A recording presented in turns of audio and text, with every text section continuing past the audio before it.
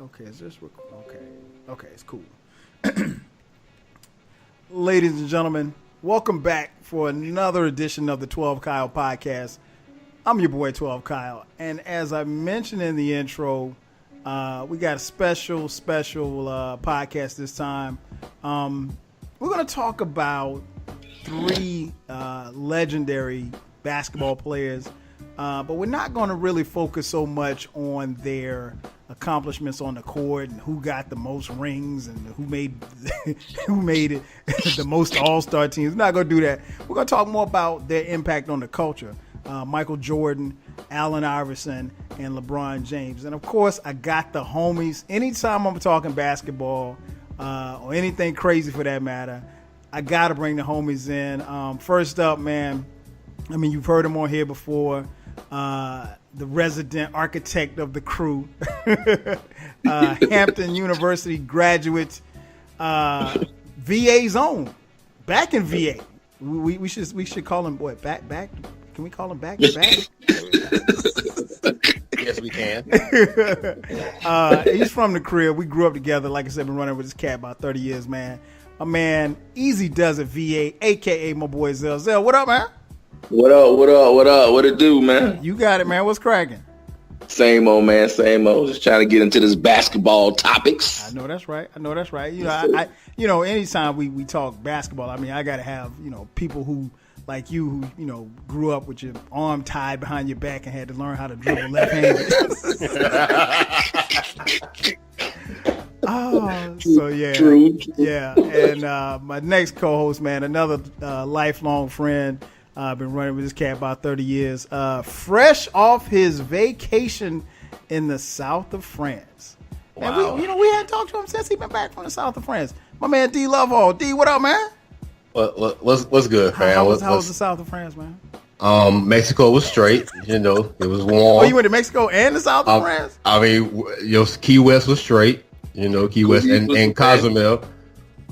Yeah, how's that? Yeah, it was straight. I mean, wow! I can't believe we're doing this in the public eye. I didn't talk about seriously. Your album. I didn't talk about your album. I know, but why we got to talk about south of France in public? Like, you could have did that way before this shit started. It's much better on the pod. This is true. I'm watching the end of actually just going off. I'm watching the credits of Black Klansman because until an hour ago, I had no clue what the topic was going to be, so I was preparing for anything. So Black Klansman just puts me in the mood for anything. I was ready for any topic. Well, be honest, if I emailed you the topic and told you what we were talking about, you wouldn't have read the email. I would have read the title of the email, but I wouldn't read the questions. I'll give you that much. I'd have read the title. You wouldn't have read the questions. Hell no, I wouldn't have read the questions. So there it is. I want everybody to get the real answers. This is real. And before we get started, are you drinking tonight, man? Hold on. Can you hear it? I thought I heard it earlier. Now, just want to make sure you get it like the ice. If those of you listening, you remember the first time, or at least not the first time. Was this the last time we had D Love all on here? And it sounded like somebody was okay. It sounded like somebody was breaking into his place during the podcast. I switched up. My operation, so don't worry about that. Okay. You still got the wallpaper. The boombox. Are we really doing this in the I public? was just asking, man. Are we really doing? Okay. Dope, I'm only saying it because I've been there. I mean, it's dope. It's dope. Oh man. Yes, we still have the wallpaper now. Let's move on. All right, so moving on. So let's get it cracking, man. Jordan, AI, and LeBron. And before we get started, I want to let some of you listeners know at some point in time during the conversation, you may hear us refer to Allen Iverson as Chuck or Bubba Chuck, because that's who he is to us fans. So just, understand if you hear us say Chuck, we're not talking about Charles Barkley, okay? So when we're thinking about these three iconic basketball players, and Zell, I'll start first with you. What was your first? And we'll go for each guy, and then we'll swing it back around. Your first memory of Michael Jordan. Do you remember the first time that you, on a basketball court, obviously saw him? What was your first memory that you can think of Michael Jordan? I would have to say Carolina days, man. I go back that far as a little kid. You know, my brother watched a lot of basketball. I was right there watching it with him. And I can just remember University of North Carolina, Mike. And even back then, he had all the little extra swag. And extra, you know what I mean? Extra gum and, you know, the windmills and all this kind of stuff was happening. You know, he was doing that even in college, maybe not to the same clip because, you know, he did play for Carolina. Mm-hmm. But, you know, I still remember the swag from North Carolina and him hitting the big shot. You know, I remember all those moments. And I say that's probably my earliest memories. Even at that time, I knew he would be good, but I didn't think he was going to be the greatest ever. Like, I probably didn't have that in mind. But he definitely was a superior athlete. You know, I can remember, I guess, against... It might have been Maryland where he pulled out the windmill and, you know, I'm like, come on, man. Nobody was doing it. So yeah, I have to say Carolina Mike for sure. Okay. D, yeah. What about you? Your first memories of Jordan? Here we go. All right, man. First of all, let me start by saying I was too young to know what hate was. So I can't say that I hated him. Right. But since Georgetown was my first team that I associated with, that I can say that I liked like that, my first image or my first memory of him was the shot. Okay. Because y'all know my dad. My dad loves UNC. Right. So he forced me to watch those. He's a big James Worthy fan back then. He was black. He loved all those dudes. So he forced me to watch those games whether I wanted to or not. Mm. So my first love with Georgetown. I can't say I hated MJ because I didn't know what hate was, but that shot, it lasted for a long time. Yeah, I just y'all get to do all the credit and who is this little dude? Right. Forget this little dude. But that was my first memory of him. And to co-sign what Zeke said, his second year, I think it was, might have been his sophomore year when he went to Maryland at the end of the game and did that little windmill, which was ridiculous. Mm-hmm. And that's when you started hearing about Lynn Bias. And I started getting into basketball really heavy, probably around that time because my dad was into it, and I finally caught on to what he was watching. And MJ, where we lived, they showed Tar Heel games all the time. Right. Every game damn near was a Tar Heel game somewhere. Excuse me. So my first memory was the shot, but after that, I think his sophomore year was when I saw more of him. His freshman year, I didn't see him that much, but his sophomore year, I saw him, and I was like, yeah, okay, this cat is kind of nice. Mm-hmm. This. I can't front. He hit the shot on my team that I liked then, but ultimately, watching his game over his sophomore year, he was. And listen, it could have been some other players around the country that were doing their thing, but in South Carolina, we didn't get to see that. Right. Especially, especially in mid '80s, right. We didn't have all the channels back then. So exactly. Yeah, I saw a lot of him at Carolina, and I thought. Just me personally, I thought this dude, if this is how cats play in college, I ain't never going to college. Because this dude is on another plane. But yeah, the shot was first. Right. But his sophomore year, I think that's when I started really, really noticing what he was about. I think, and like you said, we all grew up in Florence, South Carolina. So the I can't remember, what was it? Viacom, I think, was the programming, and so we saw ACC basketball every Saturday. So there was always a game on TV, and I remember, like you said, Carolina games came on damn near every Saturday. And I remember his freshman year, I saw him before he hit the shot. It was a game against Wake Forest, and he got us. And I was barely, like you said, D, I was just getting into watching basketball at the time. And college basketball, actually, because I started watching pro basketball in 1980. So college was just starting to come around, and this was like 81, 82. And I remember they were playing against Wake Forest, and the game was on. I really wasn't paying attention or whatever like that, and I just happened to look up, and he got a steal, and he got the ball on a breakaway. And he dunked it. I mean, he did this crazy windmill, cocked it back behind his head. And I mean, you ain't see nothing that flashy in college. And I was like, oh, snap. Anytime, back then, if you saw somebody dunk, you were excited, right?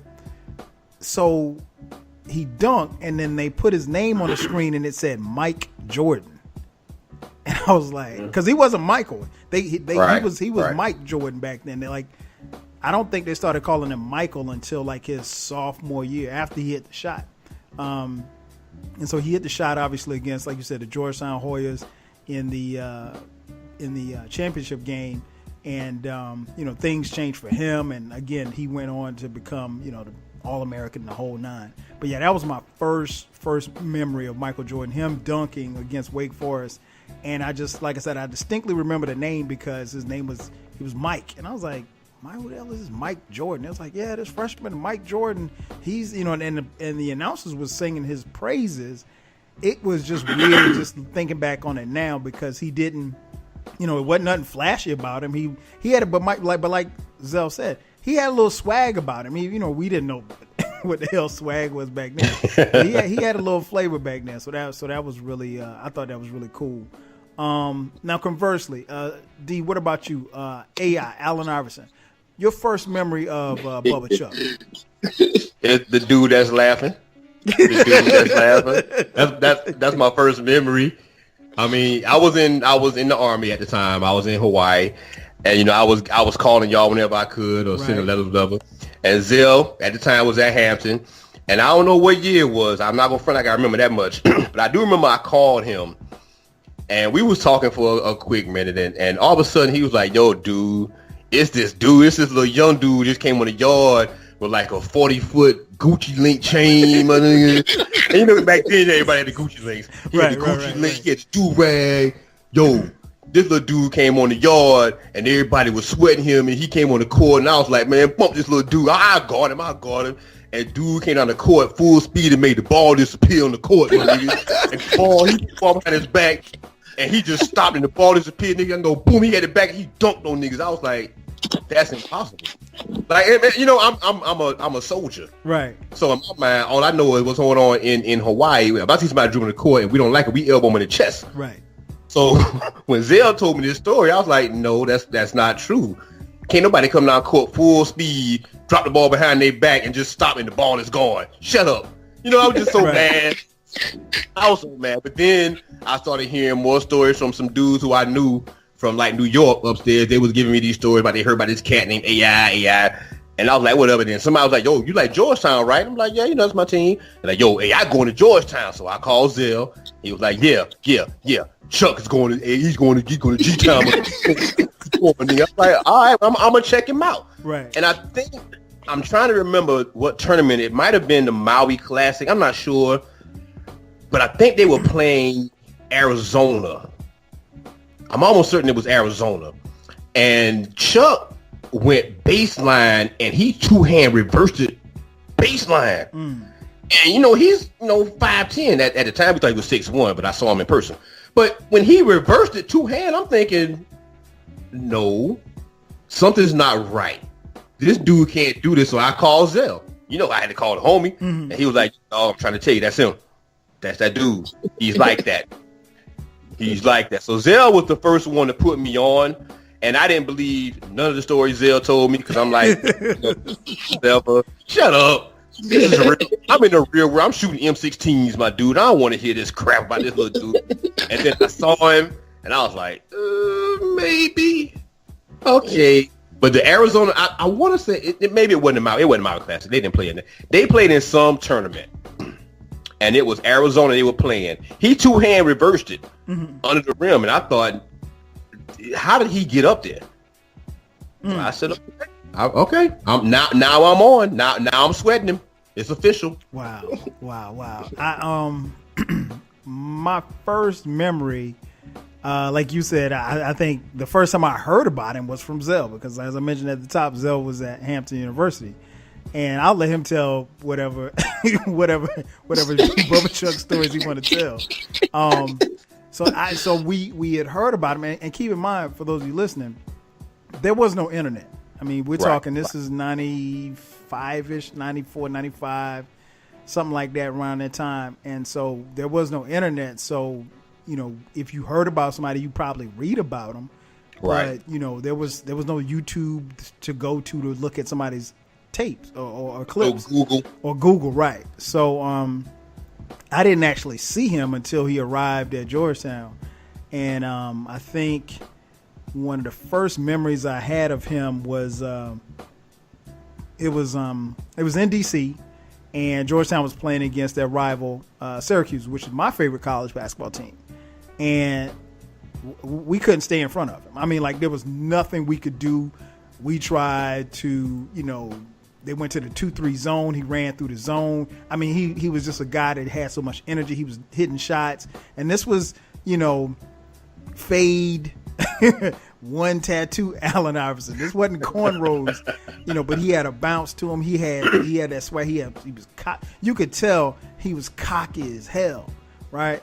And I was like, he was one of those people that when you were on the court, you couldn't take your eyes off of him. And so, like, that was my first memory of Iverson. I don't even know how many points he dropped on us that night. I know that Georgetown won. And, after that, I just kind of took notice. And it was like I was glad to see a player like that, but I was kind of mad because I was like, damn, Syracuse should have got him. I was, like, how the hell he end up at Georgetown? And then, of course, later on we heard about, being him, going to jail, being granted clemency from former Virginia Governor Doug Wilder, and the story behind the brawl and the whole nine that happened in the bowling alley. You all know the story, so we're not going to rehash that. But that was my first memory of Chuck. What about you, Zell? Give us your whatever you want to share. Listen, man, I probably could take the rest of the podcast document the number of stories that I probably have regarding this cat. But the first time I seen him, it was already like rumors around just the town, like, you need to go check this cat out at this school called Belter High School. And it was the local high school. And, his games used to be sold out and couldn't really get in. So that was already a thing. I didn't really know him. I just heard about him.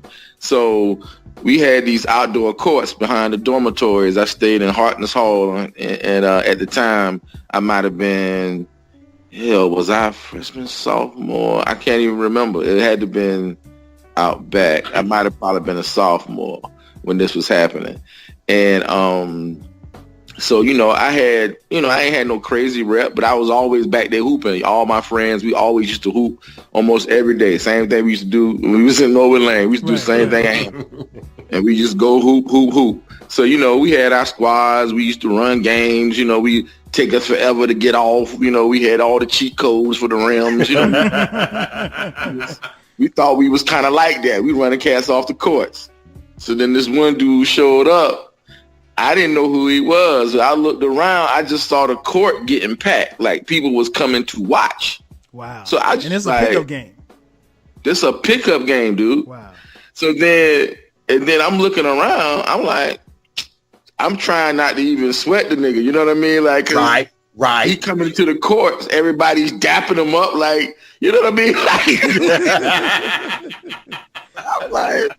I'm like, man, who is this clown? You know what I mean? And so he had on his like jewelry, and he thought he was fresh, and he came and he had a couple of dudes with him, and so they was warming up on the side, and cats was like, yo, you see, and I'm over there trying like to ignore like the whole thing.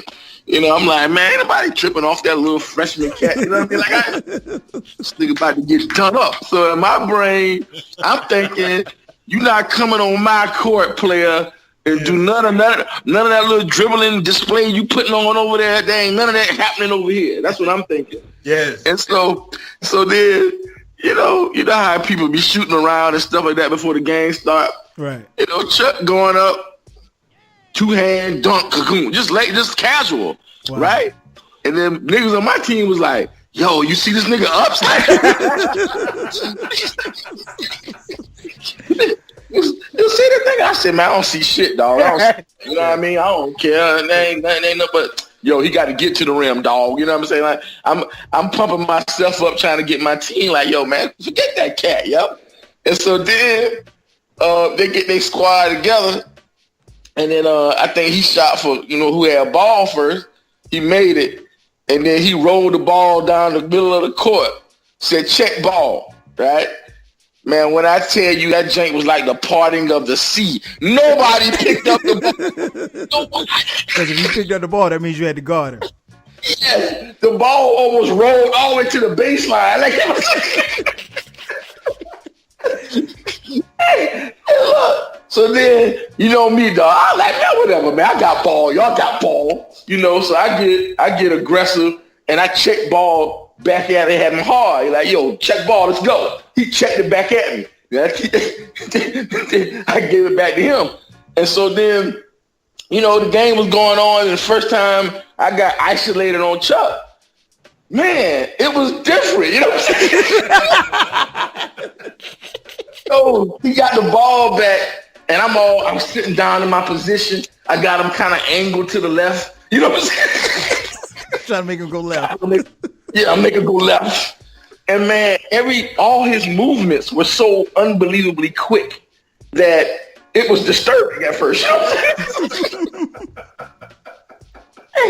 and it was funny because I was like, oh shit, he got by me so easily. I mean, it was really easy. He got by me, and I think the first time he got to the hole, he laid it up and slapped the glass like, get up, you know, all this cussing and all, you know, everything. So disrespectful. Like, yeah, I'm like, all right, word, that's all, okay, dog. And so then I tell a guy, I say, you ain't no more layups, dog. I told my guy.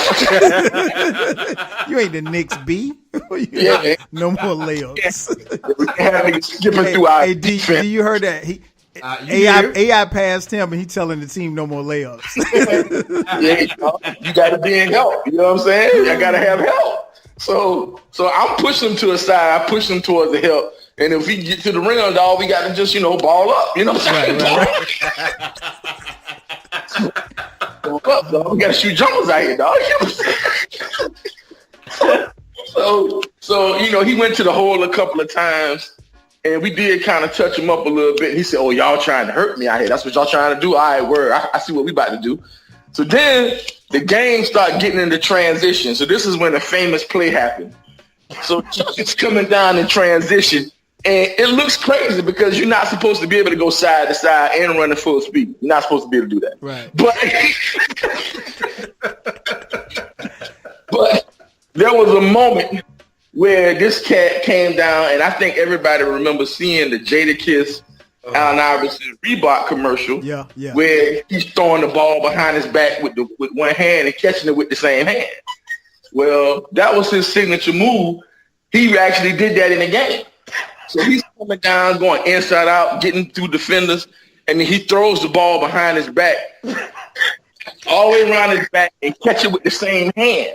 And I'm sitting there like, where did the ball go? Where did the ball? And then I turn my head, I look up, he throws the joint up, and he did it, you know how LeBron throw it off the backboard and catches it and dunks it? Right. So he threw it up, and my homeboy thought it was an alley-oop. So he started backpedaling to try to get up and get the alley-oop. It hits the backboard, and then comes barreling down the lane. And he grabs that joint with two hands, and he dunks it in transition. This is all off making the ball disappear. Wow. Full speed. Full speed, dog. And when I tell you the entire campus erupted. The whole campus. All of Hampton University. If you can imagine the Rucker, dog, how like people be hanging out the projects and out the window. Right. Yo, I looked up and literally, because the dorm was like 5 stories high and it was like 3 dorms surrounding the court. I looked up and it was literally people looking out of the window, watching the game. Wow. And I couldn't believe, I said, this cat just made the ball disappear. So then the next play, and this was game point. So he come down, right? He waves everybody off. It's just me and Boba Chuck. Wow. He waves everybody off. He pushing everybody down to the baseline. I got it. And so he talking to him. He looking at me. He said, you know I'm about to hit game, right? That's what he's like. You know it's game. You know this about to be game, right? Like, you know, he's telling me this is about to be game. I was like, whatever, nigga. You know, at that time, I'm fake hard now because I don't see the ball disappear. Yeah, you got nothing to lose now. Yeah, I'm really fake hard. None of this what I'm doing is real. Whatever, nigga. You ain't going to the hole. I know that. I know you ain't. So I'm trying to pump the nigga and go into the hole so we can touch him up. You know what I'm saying? I know one thing. You ain't gonna go to the hole. I know one thing. You know what I'm saying? Oh my gosh. Oh, shit. So then he hit me with the signature move number 2. You know what I'm saying? So he comes down and he's skipping with the ball, like skipping my loop. He's skipping with it, dog. He's skipping with the ball. Wow. Right? And then he comes down and he goes hard left. And the ball raises up in his hand. And if you remember the Michael Jordan double cross, that's what he hit me with for game point. Wow. Except he only did it once. You know what I'm saying? He hit you with the AI crossover. He hit me with the crossover, bruh. And the ball was so high in his hand. And you know me, I think I can rip anybody. So I go in for the rip.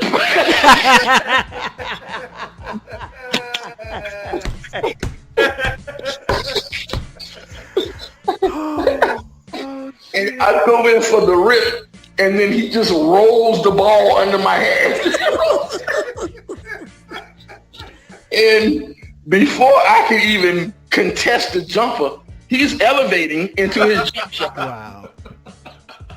And then he knocks the J down. And he said, point, nigga.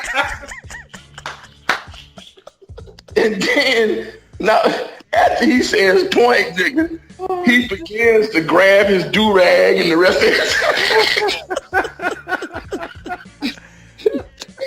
He goes over to the sidelines and grabs his little stuff, his jewelry, and his little whatever mixtapes or whatever he has.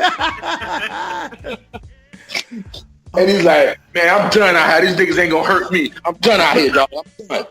Work done. And then him and his boys, they disappeared. And my other homeboy said, where did they go? It looked like they walked across the water. That niggas came and had a outdoor performance and walked across the water. Game over. Oh my God. And, that was my first experience. And what we failed to mention was that, first of all, Zell can play ball. He can hoop. So it's not like we talking about a scrub here.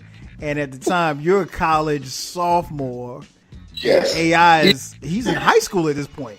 He's yes. He's what, a junior in high school, something like that? Yeah, this is when we played out back, this is right before his trial. Oh wow. And so then after he went, whatever, they put him in jail or whatever that was, whatever detention or whatever that was, he went. I told my homeboys after I realized who that was, I kept my Nikes with the black shoestrings in it. I didn't play in them no more because I played against Iverson. You never told me that part. You never told me that part of the story. Oh man! And my homeboys joked me. They're like, "Yo, you still got the shoes? You still got the shoes? That nigga crossed you up." Oh my God, that is hilarious. And listen, one of my homeboys, he always joked me. He said, "Yo, man," he said, "we never had to help Zell out with his man on the perimeter like that." He's like, every time they turn around, that nigga Chuck was coming down. It wasn't nothing they could have done to help other than foul. No, but that's all we was doing. We was hacking the shit out of him. I mean, he did start pulling up jump shots, but that didn't work either because he was making those. Wow. So yeah, and then after that, man, I think I saw him. He was like playing against the Hampton University basketball squad. And he made me feel better because he used to go up there and play and practice and, go runs with some of the college players. Okay. And he literally used to pee on the whole team. Like it was he was out there making the whole Hampton University team look like he played against me and my friends. Wow. So, and that was before, he didn't even play his senior year in high school. So, you know what I'm saying? He went to Georgetown just off of 3 years of basketball. Yeah, and was all state in football as well too. Yeah, wow. And one pick after 1 year of college. So I mean, that's almost like undeveloped talent. You got to think about it. He only played college for 1 year and only played high school ball for 3 years. So he wasn't really polished. Mm-hmm. not even seasoned. Oh man, that is a that's a great story. That might be one classic, of the best stories ever told on this podcast. That's classic. I remember he told me that story, and I was so mad. Like, man, you don't let anybody blow by you. Who's this little dude talking about? Right. I was mad. I had no idea who he was talking about. But I was mad. It's funny because I remember when he told me the story, I'm still like, okay, who the hell is Chuck? Who is Bubba Chuck? He's like Allen Iverson. Right. And again, I don't know who Allen Iverson is at this point because again, there's no internet. There's no. I mean, I'm in South Carolina. I'm at South Carolina State at this point. I don't know nothing about no Allen Iverson. Oh my God. Conversely, Zell, your first memory of LeBron. Yeah, man. ESPN, man. St. Mary's. What is it? St. Vincent, St. Mary's. St. Mary's. Yeah. Yeah, man. ESPN game. First time. I don't know how many he dropped, but I just remember Dick Vitale and everybody, his high school game being aired on ESPN. And, you know, that was the coming out party for him as far as, I think, his notoriety nationally. And, I mean, they all knew about it, but that was the first time I think the entire world got a chance to see it on display. And, yeah, man, 6'8", with handles, can play any position. I mean, the most probably talked about high school player in the history of the game. Yeah, that was my first thing. You know, that whole thing with the tattoos being taped up because the coaches didn't like they wanted to have their tattoos out. You know, so it was that was my first witness of me witnessing the king. Okay. That sounded terrible. Yeah, your first time witnessing being a witness. What about you? Your first time, first memory of LeBron? It's the same game, and I think Bill Walton may have been another person that was calling because he was sucking his balls, and I couldn't stand it. So it was the same game, and I'm gonna just be honest because y'all know me. See, when Mike did his thing, I didn't know I was a hater. When LeBron came up, I knew I was a hater, so I hated immediately. Like, I was like, okay, we had Vic Collins at 6'10", and he couldn't chew gum and run at the same time. I'm not impressed by this kid. I'm not impressed by this dude in high school. His point guard is 5'8", who never touches the ball. I'm not impressed by nothing he does. I wasn't impressed but quietly I was, but I couldn't tell nobody I was. Because everybody was just he was on the cover of Sports Illustrated. Yep. And I was like, no, I'm not doing it. I'm not buying the whole Hummer shit. I'm not buying none of that. But that first game, he looked like a man amongst boys because practically he was. I mean, think about when we was in school. Who was the biggest cat who played ball, who could actually run and dribble? Like, was it Keyshawn? Yeah. Was he the biggest? Yeah. Well, that could do both? Or maybe Jermaine Brunson. Could he do both, though? I mean, I know he wouldn't fall, but could Brunson do both? Yeah. Like, Keyshawn could run and dribble. I knew not like he couldn't cross you up. Right. He was more like a Blake Griffin type of I dribbler, mean, but he could still do it. He was 6'4", so. You know what I'm saying? So we didn't know that. Mm-hmm. We didn't see that in high school. So when I saw him at St. Vincent's, I was kind of like, yeah, he should. But I was when I stopped my hate train and I watched, I did kind of say, you know what? He is rather athletic for 6'8". Mm-hmm. I can try to hate all I want to, but for 6'8", he don't look goofy. No. There was no goofball about him. Oh, he was very athletic, and I said, yeah, we'll see. We'll see. I mean, you know, in high school, it's cute. We'll see. Right. Yeah, man. I remember, much like you guys, same thing. The ESPN game. And I can't remember which one came first. I do remember hearing about him, and I do remember the SI cover. I can't remember if the SI cover came first or the ESPN game came first. But those were my two first memories of him. And that game that was on ESPN, I tuned in like everybody else just to see what the fuss was about. Because I'm like, okay. They were like, this guy's 6'8". He has vision like magic. He can run the floor like a gazelle. He's this, he's that. And I'm like, okay, let me see if he's a real deal. Because, I mean, again, he's playing in Ohio, and that was another, for us basketball fans, at least for me, I won't go as far like D said I was hating, but to me, I was like, okay, this is this great basketball player, and he's playing in where? Ohio? like there were some great players that come out of Ohio that, came around the same time that I did. But at the same time, Akron, Ohio wasn't it wasn't like he was from Brooklyn, you know what I'm saying? Or from LA, or Chicago. Or Detroit, that's where we knew the ball players came from. So, when I got word that this kid was supposed to be the next best thing and he was from Akron, Ohio, I'm like, okay. And so I watched the game and he was impressive. But, like to Dee's point, I don't want to say I was hating, but I was impressed, but I also kind of in the back of my mind was like, well, these are high school kids, and he clearly was a man amongst boys. I mean, it wasn't, I don't think there was anybody else out there his size. And if there was, they weren't, like you said, if he's 6'8" and he was agile. I think at one point, I don't know if it was that game or the second time he was on ESPN, when he got the ball on the break and he went and dunked it in between his legs. And, so I was like, okay, this dude, he's the real deal. But you never know until you see them up against, the regular competition. So I was waiting to see what he was going to look like in college. And, of course, we know he did not go to college. But I was impressed. He left a lasting impression. I think one of those games he scored like 35 or something. He had like 35, 10, and 7 or something like this. Something crazy. And it was easy. Yeah. Oh, yeah. Easy. It was easy. I can't front. It was easy. Yeah. He made it. Even his jump shot was there. The way that he distributed the ball, the way that he took command of the game, he made it look easy. And it was, in a lot of ways, very similar to how he looks now.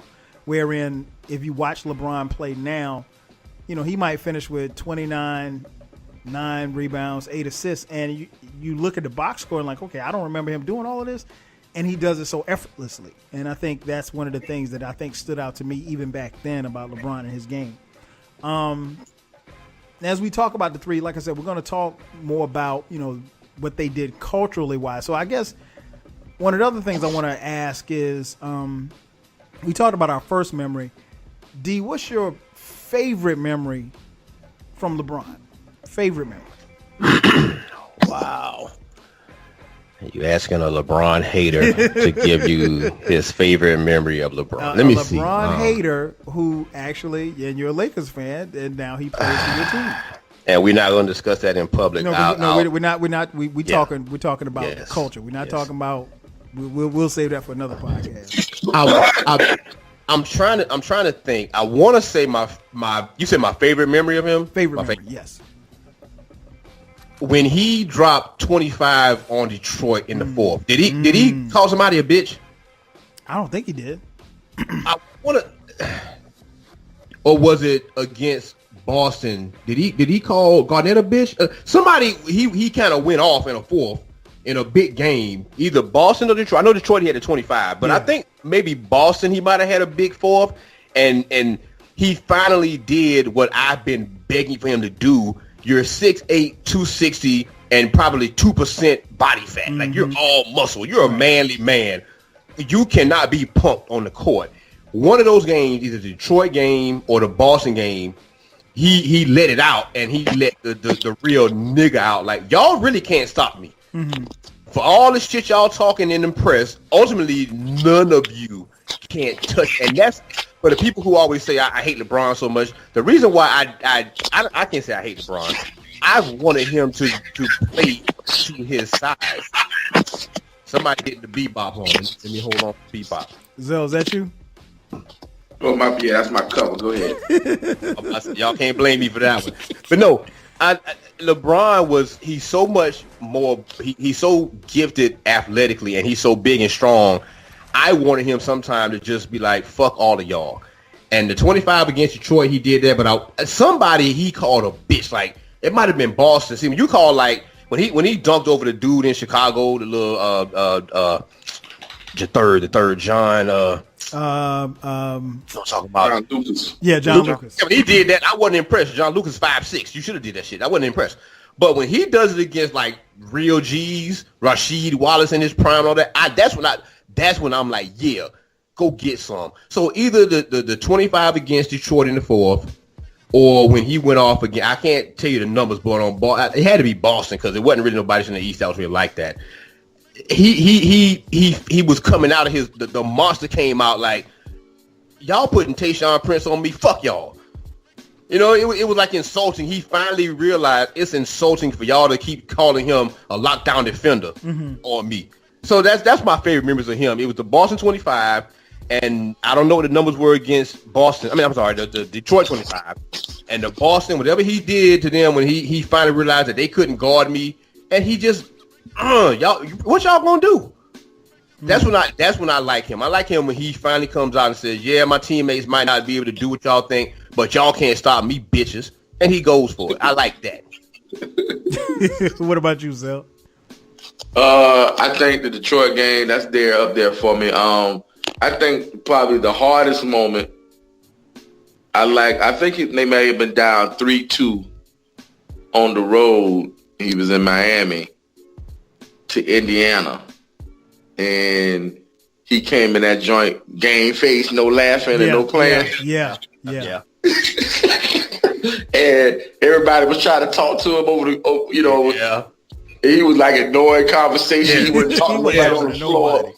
He was just quiet. I think he had like a 40 something, and like he almost had like a 40-point triple-double or something like that. All business. Yeah, he just like down 3-2 on a closeout game. And he was on the road, and he was like basically sending a message like, "Nah, y'all not closing this out.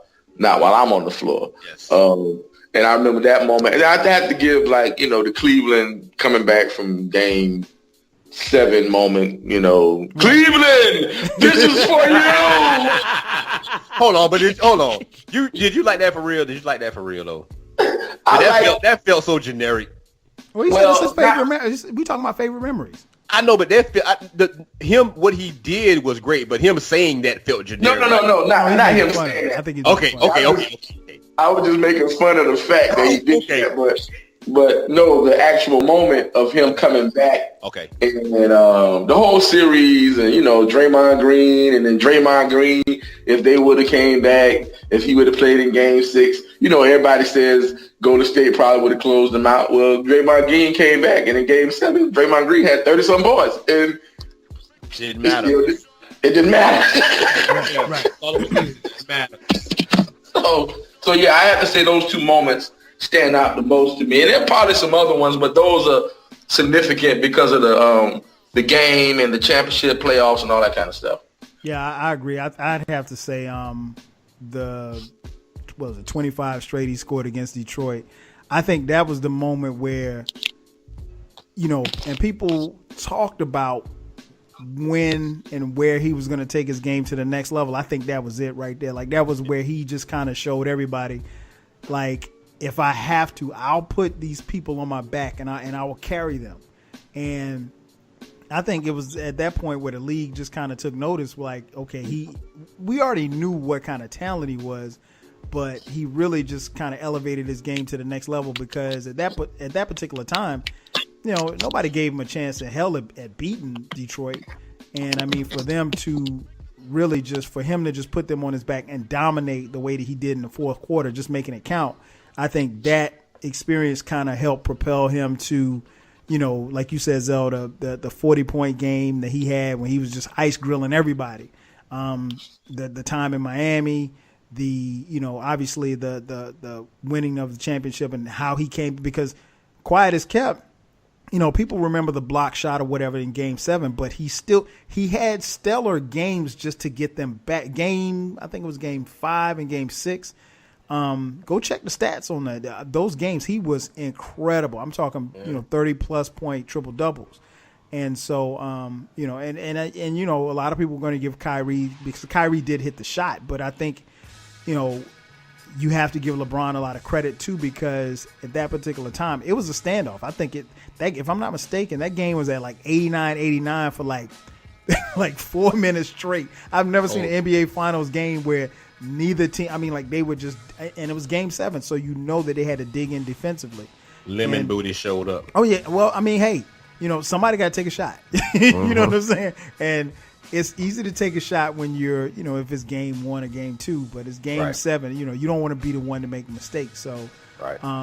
But yeah, I think those are probably my 2 favorite memories. And my third memory is kind of it's a petty one, but I remember when LeBron, when he went lemon booty against Dallas, and I remember Jason Terry talking so much shit about LeBron, and I mean like Jason Terry, and don't get me wrong, Jason Terry is a very good player. He's had a great run in the league. But for him to be talking shit about LeBron, like he was talking about LeBron like LeBron was a poo butt. Yeah. And that alley-oop that LeBron caught on him, that Dwayne Wade threw on him, oh my gosh. That is like my third favorite LeBron memory because LeBron handled it a whole lot better than I would have. Because I would have just stood over him and just got the tech. I'd just start cussing and just got the tech. But he did get a tech, and I don't know why. He did get a tech, and I don't know why. He didn't say nothing. I don't know why. He didn't earn a tech on that. No, he didn't earn a tech. I would have earned my money's worth for that. So conversely, Jordan, Zell, your favorite MJ moment? Jeez, man. I would have to say flu game, maybe. Okay. I'm saying flu game only because. Now, was it the flu or was he drunk? I was just about to say that. That's a rumor. I was just about to say. I'm more apt to believe that he was hungover than it was the flu. Well, I mean, as I say, real niggas know he was hungover. but look, that's still impressive though. A hungover game. I mean, flu game, hungover game, whatever it was to close out, and then I think.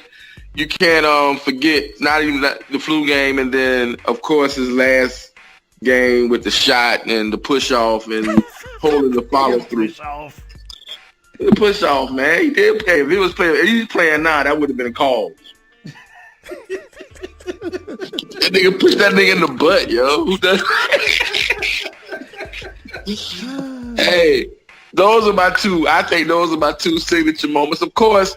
Like his championship runs, I'm very critical of his championship runs because I don't think Mike played in a serious final, like for real. Like I don't think he ever was pushed or tested. I mean, you think about the Lakers when he played when Magic was 100 years old with a bad hamstring, and then Magic ass though. Oh please, that don't even count. Magic was old as hell then. And then look, he's trying to bait me. He's trying to bait me to say something. I know what that's all about. I'm not falling for that. We're not talking about Magic tonight. No, I ain't talking about Magic. No, what I'm trying to bait me. Oh look, but the point I was gonna make was Mike went through the air and he went in for the lean dunk and switched hands to the left hand layup. And I saw that play. I was like, that's clearly somebody who's not worried about losing. I mean, clearly. Did you see the reason he gave why he did that play? Yeah, he said Sam Perkins was down there. You ain't never banged on Sam Perkins when you was at Carolina. You're lying. You banged on Sam Perkins at Carolina. You lying mother. I'm not doing this. Yeah, man. So I think Mike has some real manufactured moments, but I think like the hungover game and.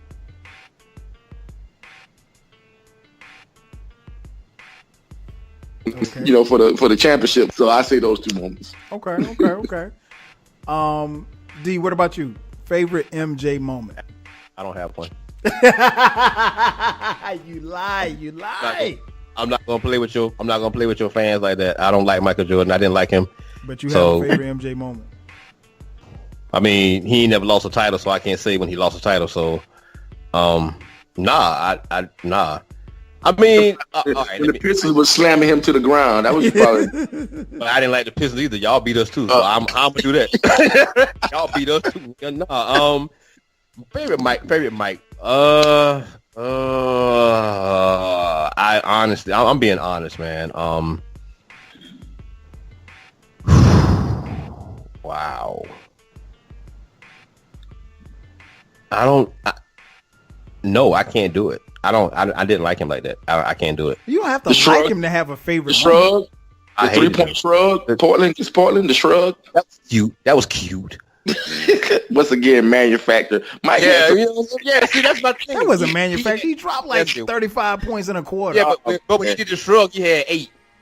Yo, he was in a finals. He was in a consecutive threes.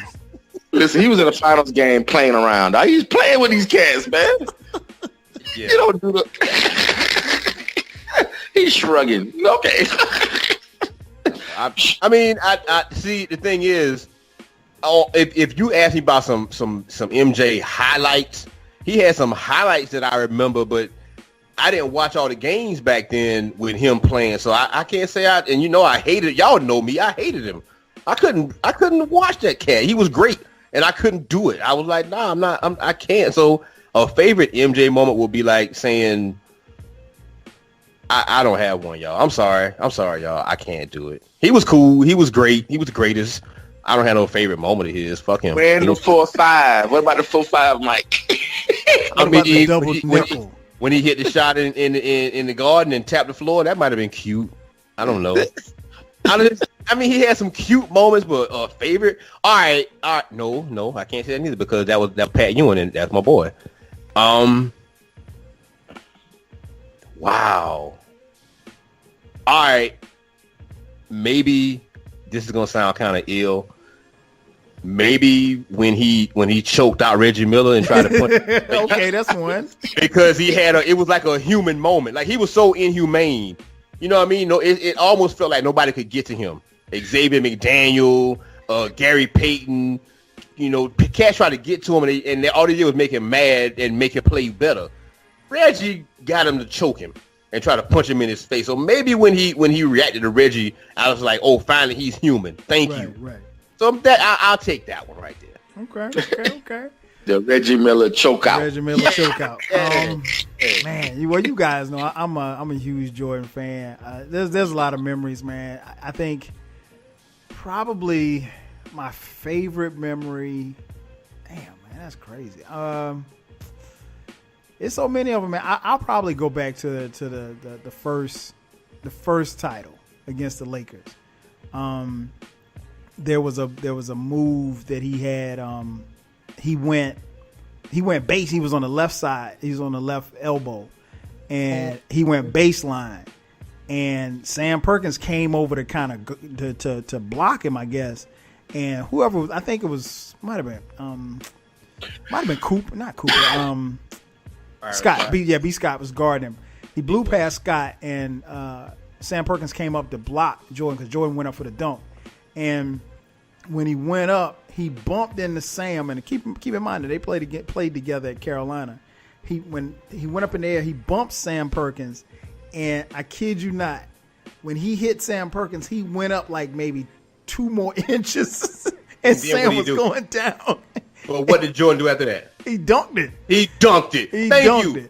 But he claimed he did a little other layup because Sam Perkins. It was so nasty. It was so nasty. So yeah, that series, that moment in that series was probably because that was the first time, again, seeing him win a title, and obviously he was, very emotional and everything afterwards. But Jordan had so many memories. I mean, like you said, I really could do a podcast on just Jordan memories.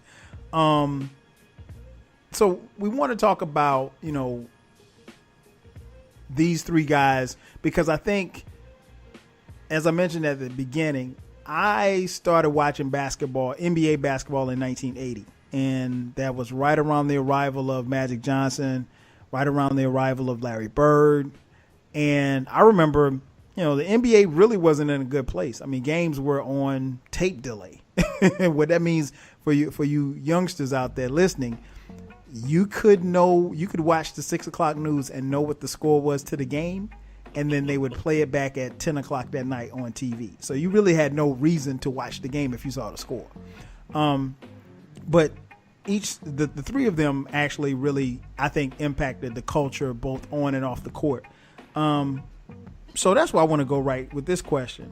And we'll start first with MJ.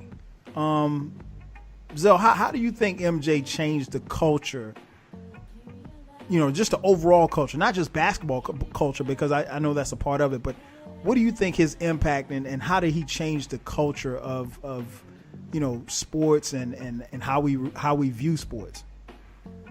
I mean, I think he was the face of just like, I don't want to use the word globalization. I'll say that, for example, the average person who doesn't watch basketball probably watched basketball because of Michael. And I can really just say, like my mom and dad didn't want to miss Chicago Bull games. Wow. because they just wanted to watch Mike, like especially in the finals. They'd be like, "Don't that boy from North Carolina come on tonight?" And, it would be that kind of, and my mom did not actually have that sort of affinity for any other players. I think lately, because of all the hype with LeBron, she started wanting to, when the letter and going back to Cleveland, she started kind of getting intrigued with that little storyline. But as far as Mike, I mean, I think Mike just brought the new fan to basketball. I think prior to that, even with what Magic and Bird did as far as just making it mainstream, Mike took it to another level. I think he added, and just, it took what Magic and Bird did and multiplied it times 1,000 with what he did for the game as far as just branding and how, you just dealt with, how people market branding and Nike and all the things he did with selling products. And he just became a face of just sports in general. Like everybody wanted a piece of his magic and what he brought to, their brands, Hanes and all those things. So Mike was just big. I mean, he was an articulate, guy. So he was marketable from that standpoint. We all knew, real cats knew Mike was a thug, and Mike, you know what I'm saying? Mike probably had, a dime or some nick bag somewhere and stogies, we know that Mike was in the world, but to the cross section of America, he was a darling for the most part. Right. We ain't know how disrespectful Mike was till Hall of Fame speech. And, he was so disrespectful. And niggas was like, Mike kind of off. Like, I was like, that was the one time Mike wasn't on script. He was not on script for his Hall of Fame speech. He just totally just went left. So yeah, man, I would have to say that, man. I would just say, like, yeah, his impact was just bigger than the game of basketball, actually. No doubt. D, what about you? How do you think Mike changed? He changed the culture. I think there's something that Zeke mentioned earlier about MJ's college days. He had a different swagger, and we didn't really know what that meant. Like, we had Magic, we had Bird, we had Isaiah. The Converse kids that we called them. They had a lane, but it wasn't something.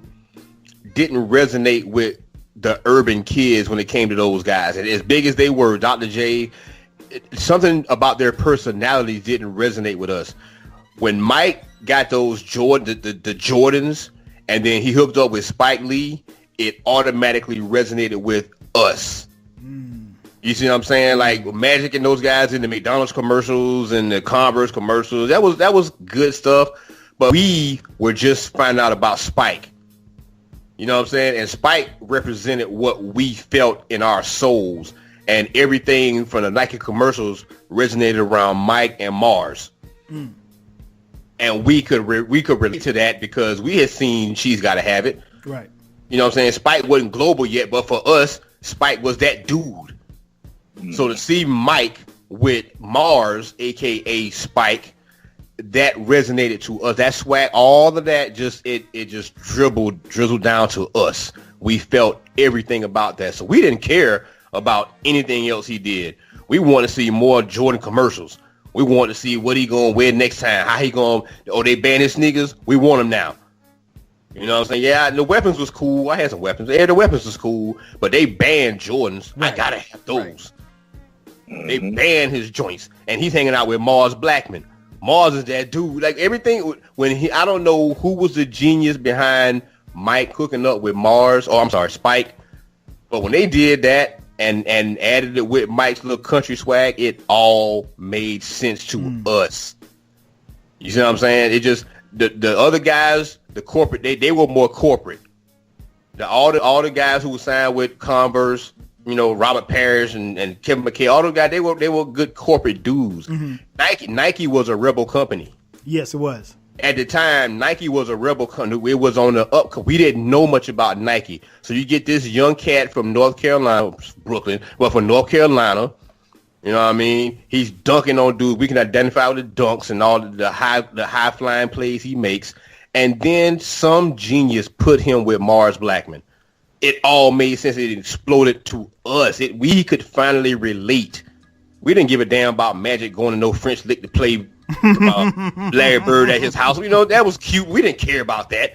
But Mike dunking on Mars, hanging on the rim, that we knew Mars. So his swag back then, it made a cultural difference, and that was the beginning of I gotta have those sneakers. Mm-hmm. I gotta have that jersey. I gotta have the hat. I gotta have everything with the Jumpman on it. Yeah, he. I think one of the ways that he changed the culture was that Jordan was, like Zell said, acceptable, and his people accepted him. Across the board. And it didn't matter if it was, like Zell said, his parents, white people, it didn't matter. And that appeal came across. Like you said, he was well-spoken. He always appeared to be, back then, he wasn't going to wear nothing too outlandish like, some of these cats dress now. But he was always well-dressed, well-spoken. He played the game with, so much energy and passion, and he was a winner. So when all of that and all of this happened like at the right time, he got with a company, like you said, like Nike, who needed someone, to pitch their products and everything like that. And once he became a spokesperson for Nike, then it was Gatorade, then it was McDonald's, and he became a national pitch man. On top of all of that, he was killing them on the court. You even go back to 1988. Jordan wins the MVP. I think he was the. I want to say he won the All-Star Game MVP that year. He robbed Dominique of the slam dunk title. And I think he was like first team all NBA defense or something. Or maybe he might have been defensive player of the year. I'm not even sure. I mean, so he got it done on the court and off the court, and he became a national pitch man. And I think the shoes obviously was one of the things that propelled him. Like I said, one of the biggest things that they ever did for Jordan, and he benefited from, was the fact that he was in a game, an NBA game, and the referee threw him out of the game because of his shoes. And he said, well, why? They said, well, you got to get out of the game. And he said, why? They said, well, you can't wear those shoes in this game. And he said, well, why can't I wear these shoes? He was like, the ref said, because the shoes don't have enough white in them. And they literally threw him out of the game because the Jordans that he had on, they were red and black. They didn't have any white in them. And so that right there, and the rebel culture of how we were at that particular time in the 80s, that made kids want to get the shoes. Okay, these are the shoes that got this guy kicked out of a game. Okay, let's buy these. And it didn't matter how much the shoes cost for some people. But yeah, Jordan, he was the blueprint. If there was no Jordan, there would be no Iverson, there would be no LeBron. Obviously, there'd be no Kobe, nobody as far as how these, and not just basketball players, but just athletes in general. He was the blueprint. And so I think, what he was able to do in being able to reach people and, sell products and then also produce on his and be the best at what he was doing, spoke volumes. And I think, at that particular time, and I think really for each three of the people that we're talking about, history wise, we caught lightning in a bottle. I don't know that you're going to see another Jordan. I don't know that you're ever going to see another Iverson. I don't know that you're going to see another LeBron. And that's what this podcast is going to talk about. Conversely, Bubba Chuck. D, the list goes on and on, but how I know there's so much that can be said about how he changed the culture. What's your take on how Allen Iverson changed the culture on and off the court? Dress code. No question. I'm gonna start there. He actually made David Stern so nervous that he made them implement a dress code for off the court when they show up at the arena. Like, let that sink in for a minute. He made them, like, no matter what they was doing beforehand, when he started seeing them do-rags and Eagles jerseys, David Stern was like, nah, dude, we need some button-ups around here. Y'all got to have some button-ups. So he changed that. He gave other players... I'm going to let that sink in. I'm going to let that go. All right, ready? Cool. Hey, Zell, what you doing over there, man? You cooking or something, man? Nah, man, I'm just moving around. We good. Yeah, so... Zell over there getting robbed. We're not doing that. I love you, brother. We ain't doing that. Chuck gave other players the courage to be themselves, and some of them even went beyond who they really were. You know what I mean? Like they wanted to have the cornrows.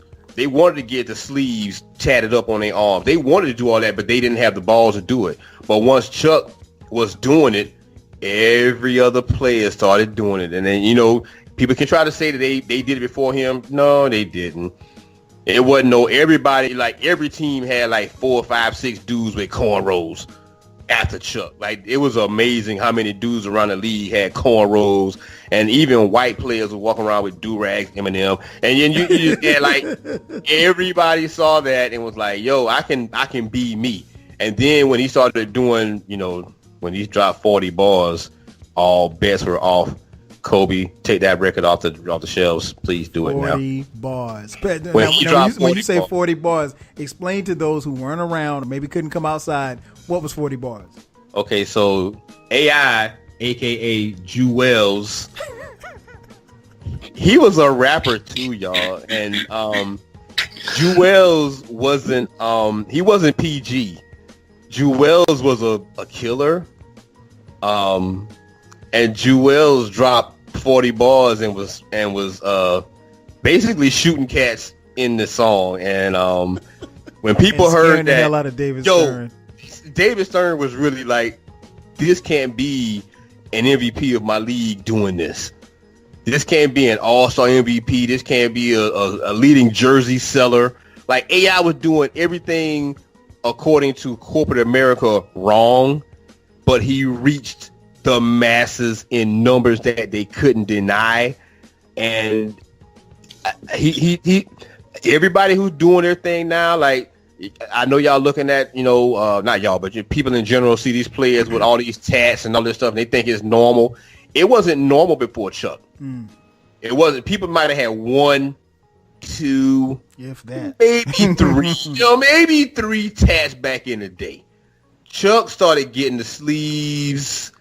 He started coming to games, getting his mama to braid his hair on the sidelines. These things weren't, you know, you wouldn't know about Gloria if it wasn't for Chuck's moms. And Iverson.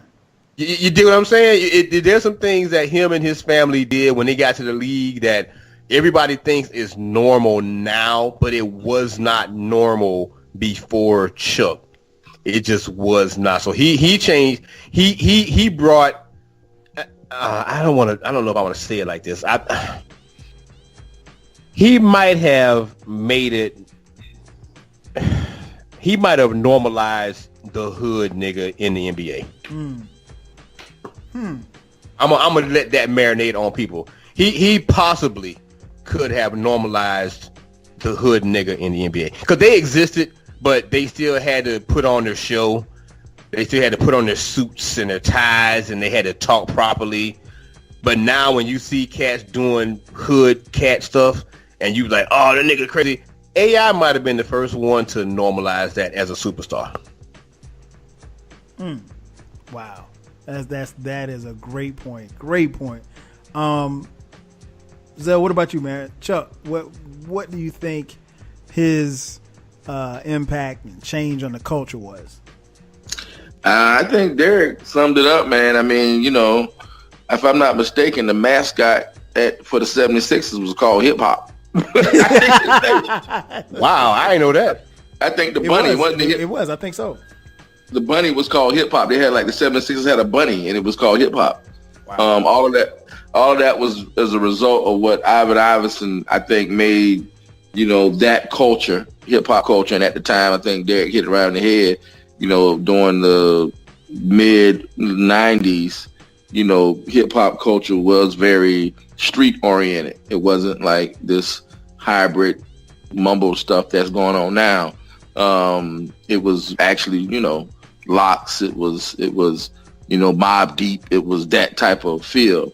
And he represented that to the T. I always tell people, I said, Bubba Chuck is going to be the last all-star to play in the NBA that played public school, high school basketball.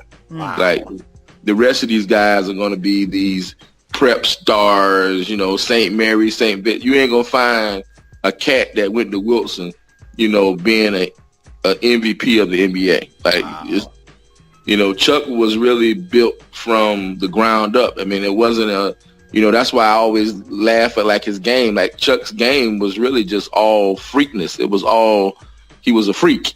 And it wasn't as polished as, people. He was so much of a freak of an athlete, he didn't really have to be as polished in terms of his fundamentals. Mm-hmm. Like, Chuck was so fast and so quick with that one little dribble, he didn't have to have perfect mechanics on his ball handling. He just was faster than everybody. Yeah. And that was just all God-given talent and ability.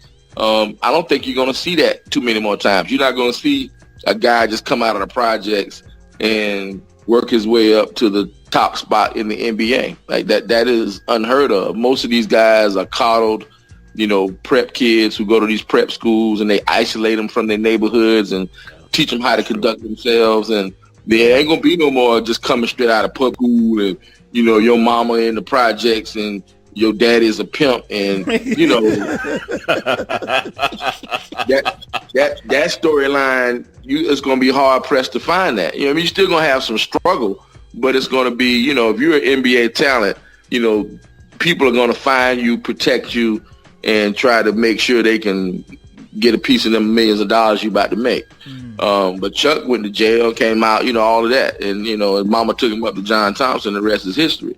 So I think his impact, was very similar to what Derek was talking about. Like, he normalized street culture, and it was, the NBA tried to resist, and then they conformed. Yeah. And that was all because of Allen Iverson and the fandom that he brought to the game. Like, he almost was the polar opposite of Michael Jordan. He was. And Michael Jordan was the refined UNC, well-spoken, wore all them fancy suits.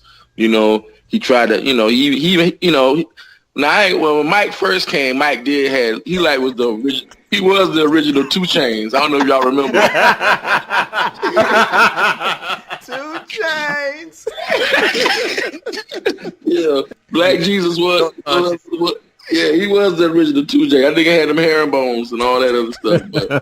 But, remember Jordan had, what was that, the dunk contest in '84 in Indianapolis? He had 2 Chainz on. Yeah, that's it. The original 2 Chainz, baby. And the snaps. And he pissed people off with that too. Of course, that was too hard. But then the league wasn't ready for that. But the league wasn't really ready for Iverson. But Iverson, because the culture shifted, and white America, their sons were coming to the games with Iverson jerseys on and do-rags. And yeah, it was crazy. And I think I remember one time, Allen Iverson came into a gym. This was after he was in the NBA, and he showed up. I think, Derek, you might have been with me. I'm not sure. That was the year he got drafted.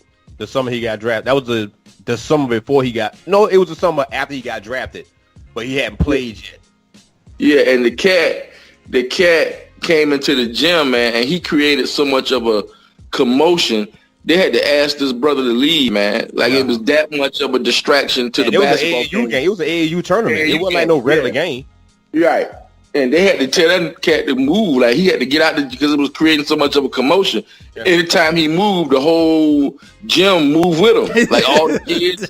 It was ridiculous. Everywhere he went, it was just cameras snapping. And I mean, that was just a crazy period of time where he was the biggest thing on this planet. And so, yeah, for sure, man, he definitely normalized and made street culture, a popular thing. No doubt. I agree with both what you guys said. I think, and I tell anybody, my favorite player to watch in the NBA was Michael Jordan. Second favorite, a close second, is Allen Iverson.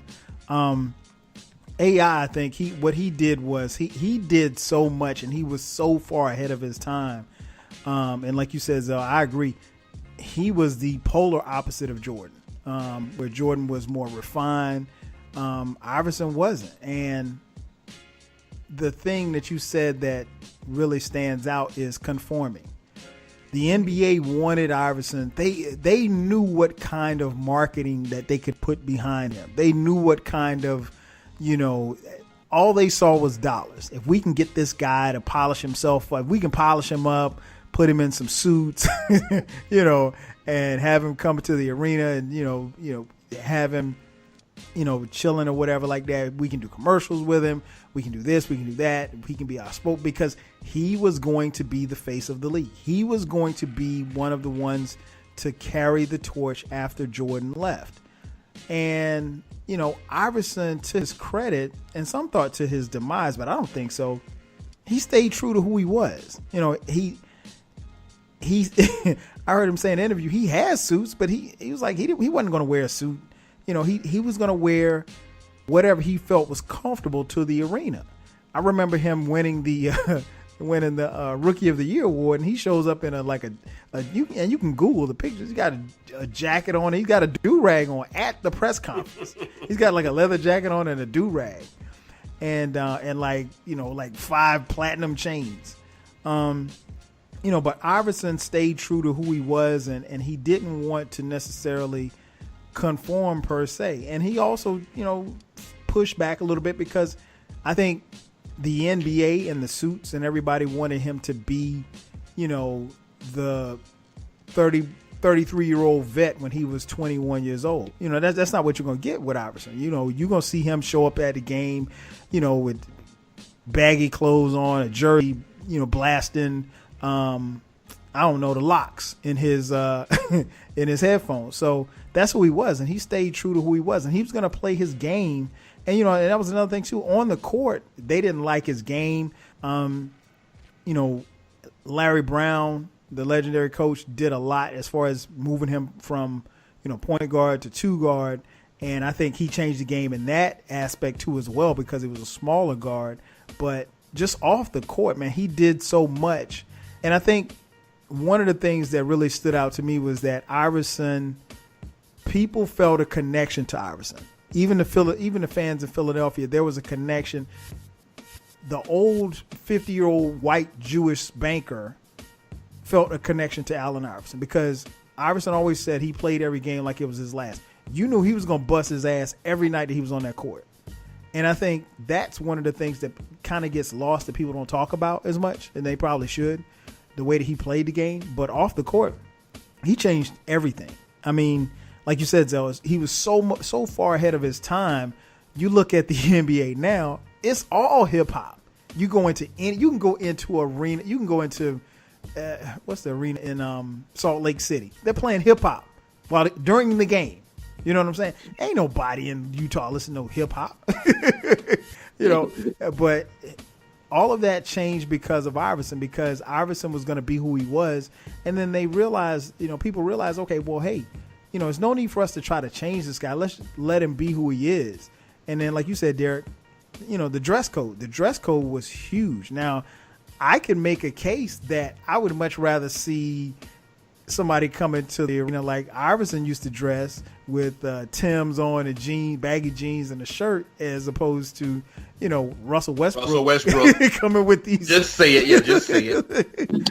with these nut huggers on. Yeah. But, looking like a fifth ego.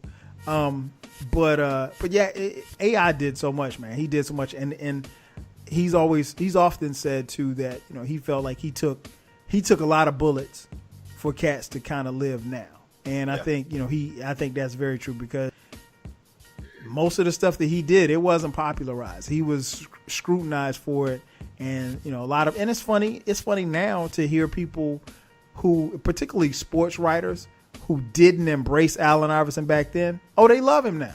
Right. But you see Iverson in an interview, he still looks the same. He still dresses the same. He still talks the same. He talks like a guy from Newport News, Virginia. So, but yeah, man, I love him. I think he probably, I could make a case that his influence on culture, on pop culture, has been bigger than the two other people that we talked about, Jordan and LeBron. I can make that case. Not saying that it's true, but I could actually make a case for it. Conversely, LeBron, D, how do you think he's changed culture off the court? Jesus. All right. Hate aside. I'm trying to not do that. Okay. On a positive note, I gotta commend him for the stance he takes in social issues when it comes to African Americans in America. He has stepped out as being the number one NBA player. He has taken some steps that other number one players at the time wouldn't dare take for whatever reason. We can try to politicize those reasons or say that they had like contractual reasons for everybody to buy sneakers, whatever they want to say. LeBron has taken some steps that other number one players culturally would never ever have touched.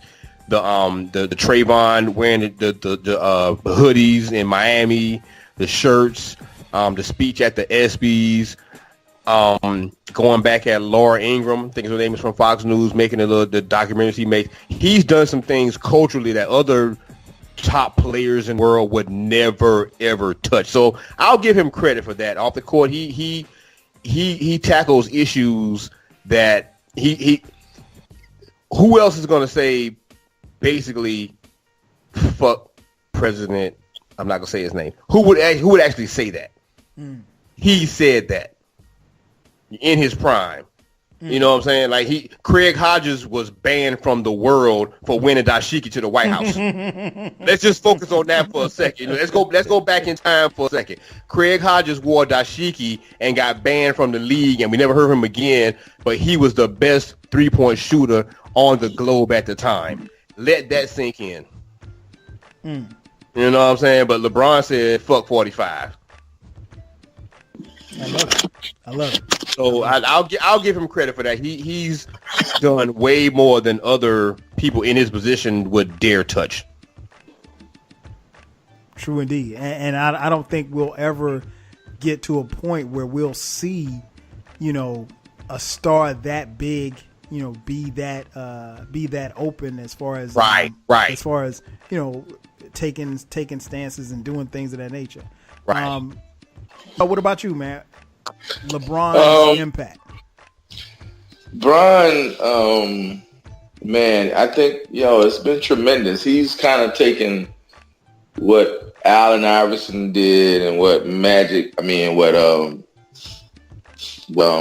Michael did into one person. Like, he's cool. He's not as hip as no one's gonna be as hip as Chuck, because his was like authentic, but he kind of is a cool guy. He listens to hip hop. He plays Jay-Z's in his car, but he's well spoken and he kind of appeases all world. He can kind of sell things and products and speak to one side of America, and he can also do a lyrical breakdown of Jay-Z's best verse. Good point. And so he's kind of like the best of both worlds in that sense. He's kind of the good about Mike and then the good about Iverson. And then you add a little bit of Jabbar in there with his little activism, like Jerry said. I mean, he's kind of tapped into a lot of things that athletes have done singularly, in their own individual right. He's kind of combined all those things. So that's part of what makes him great, is that he can navigate in all those worlds pretty seamlessly and still come across relatively authentic and natural and organic. It doesn't come across as forced. Like, there were times where, like, no disrespect to Kobe, but there was times I'm saying, y'all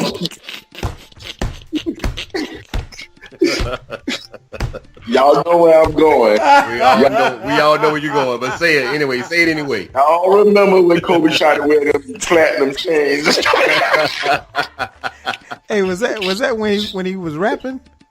Man, I think he rapped. If you can believe this, I think he rapped before the platinum days. If you can believe that. Yeah. So there was a time. So trash. Listen, there was a time when Kobe was like, "Damn, Bubba Chuck is killing it out there. Let me ice out my neck." Yeah, he looked so. That's what made him look worse. It made him look worse. And they got Kobe the fuck up out of here too with that too. It was like, hey, get out of that bullshit. Yeah. Hey, Kobe was his bias when he had the crooked afro. He should have just rocked that out. You know what I mean? He just rolled that out as long as he could. But anyway, because I thought he was going to braid it. I said, that nigga going to try to braid that shit eventually. You know what I'm saying? We all thought that. We all thought it. He has to. It's too thick. He got to do it now. He couldn't. His hairline started too far back, man. He couldn't braid it. He couldn't braid it. He'd had a Stephen A. Could have Ricky Davis that shit. He could have tried it. He didn't even go for it. He never not once. He never tried it once. Come on now. He was almost there, man. I thought he was about to go ahead and go full AI, but then somebody taught him better. It was like, nah, dog, you from Italy, bro. I mean, he rapped in Italian. That changed the whole thing. Yeah. You can rap in Kobe. Once he rapped in Italian, they was like, yeah, you can't braid your shit now. You ain't hood. Yeah, you not hood, G. You rapping in Italian.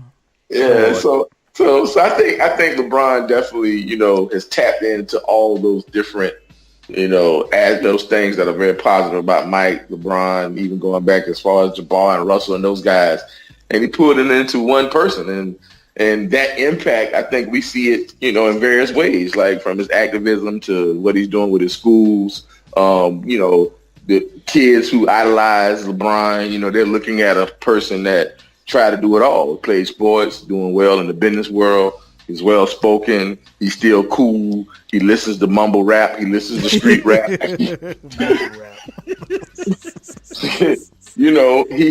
He's not too corporate where he's lost, but he can be corporate enough. Right.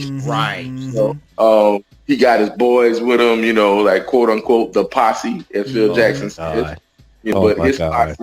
His posse was able to, turn out some pretty nice and make some pretty good impacts on the business world. So I think from a role model, I think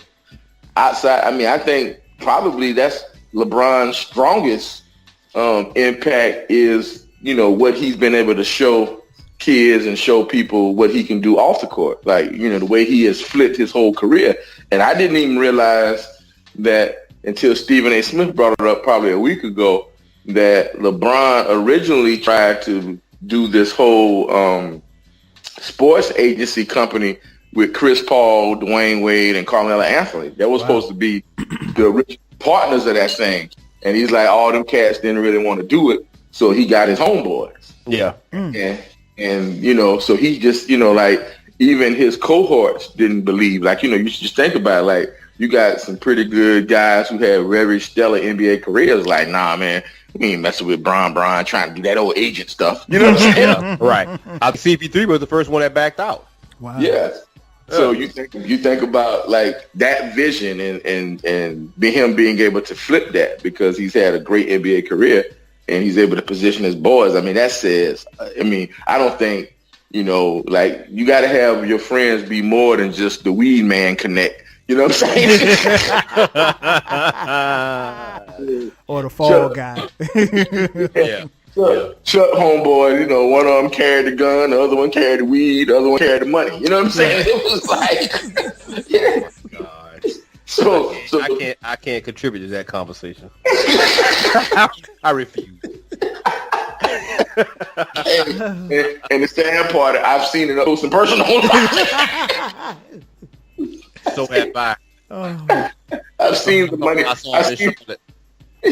seen the money guy with the bag. You know what I'm saying? Yes. I saw him one night in the Players Club. It wasn't pretty. It wasn't pretty for us. That's funny. I'll leave it at that. Yes. So I'm done, man. But yeah, LeBron definitely for sure. Yeah, I really don't have much more to add. I think you touched on a lot of great points, man. I think LeBron really, he studied, and I think he doesn't really get enough credit for his intelligence, but he studied those who came prior to him. So, he saw what AI did. He saw what Jordan did. He saw what Magic did. He saw what Kobe did. And, he's been able to take those things and take the successes and failures for that matter and kind of roll them and try to, be who he is in his own brand. One of the things that I think off the court that he does, like you said, the social activism, I think is tremendous because we've never seen an athlete this big actually care. And Jordan got slammed and we'll talk more about it, but, he got slammed for, comments that he made about, not, supporting a Democratic candidate in the state of North Carolina. And you saw LeBron, he went out and campaigned for Barack Obama and Hillary Clinton. And in a time where I guess to be fair to Jordan at that particular time in the country, people didn't want to hear what athletes had to say as far as anything political. They didn't want to know what you believed in politically. They didn't want to know what kind of religion you had or anything like that. We're in an era now where everything's exposed and we expose so much, that LeBron actually has benefited from that, but he's not afraid to speak his mind. I think, and I said this, when it happened, I think LeBron will go down as one of the all-time, if not the greatest of all time, based on off the court stuff that he does. That school and the scholarships and everything for the kids that have gone through those schools that will end up, I think, going to the University of Akron, that will make a bigger impact than anything he's ever done on a court because, you're dealing with education and we know, education is so important, particularly for kids of color in this country more so than anything else. But yeah, I salute LeBron in his off the court efforts, and I think he's taken a lot from what like I said, Iverson and Jordan did. He twisted his way, and he's made it to a situation where it's going to be a success, and he's been a success, and he's also offered a blueprint for everybody else to follow. So I think that's important as well. He's definitely put a blueprint out there, and hopefully the kids that come behind him, will learn from it and keep going on the same path. Man, listen, I got to thank everybody for listening to the podcast. As you can see, we're on a roll, but we're going to take a break right here. This is going to be the end of this episode of the podcast. This is the end of episode 1, but make sure to come back and check out part 2 of our discussion about Jordan, Iverson, and LeBron. Once again, thanks for checking out the latest edition of the 12 Kyle podcast. I'm your boy 12 Kyle. We'll catch you guys next time. 5 G's.